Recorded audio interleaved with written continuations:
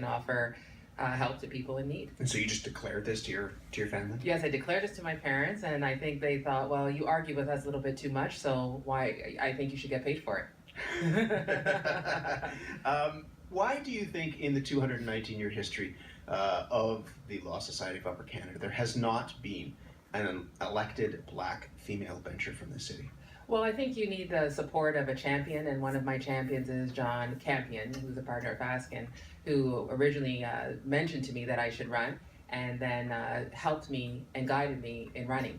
Everything involves a strategy, and I think that if you develop a strategy with someone who has been successful, it will help you go further. So I think that's really what is needed, people to step up and say, I want to run, and then second of all, to have a champion that will help you be successful. But changing institutions can be difficult, whether you have a champion or not. So what was not happening in that institution that led, there's the law as it's done and the law as it's seen to be done. And seeing the law done, that's important because people see themselves being represented. So if you don't see yourself, why wasn't that happening, do you think?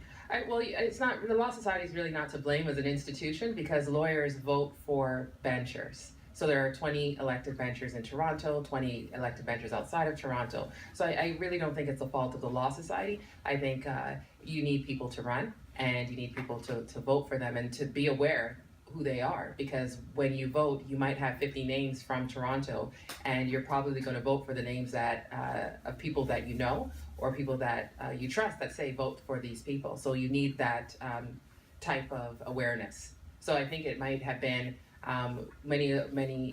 quite a few minority lawyers end up as sole practitioners or in small firms, and as a result, people might not know who they are. And then if people don't know who you are, or someone doesn't help other people know who you are, then you might not get the votes. What do you see as in addition to being a brilliant lawyer and being given this opportunity, what do you see as your responsibility with that opportunity? What comes with that opportunity? Well, that responsibility that I have is there's so many. So I have a responsibility to let other people know, younger lawyers, people that are in small firms, visible minorities, immigrants. I'm a child, my parents are immigrants from Jamaica. I was born in Toronto. To let them know that the sky's the limit, and you are really you will only stop yourself from achieving what you want to achieve. So you have to put your name forward and try, at least try. What does that mean to you, the sky is the limit? People say that, and then they'll often say yes, but, and there'll be a glass ceiling and then another ceiling, and it's hard to smash through those. To you, as somebody who's achieved what you've achieved, what does that mean to you? It means that if you want to open your own practice, I originally opened my practice on Bay Street, you can. You can practice commercial litigation or in any area of law that you want. You can run for elected positions in the Law Society.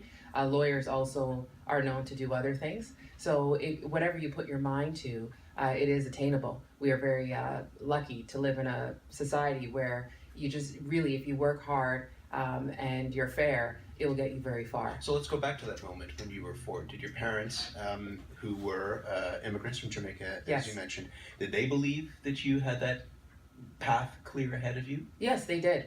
My parents never ever said, no, you can't do it. They said you have to work hard, you have to get good grades, keep on arguing, not too much with us, but keep on arguing and stand up for what you believe in, and you will get there.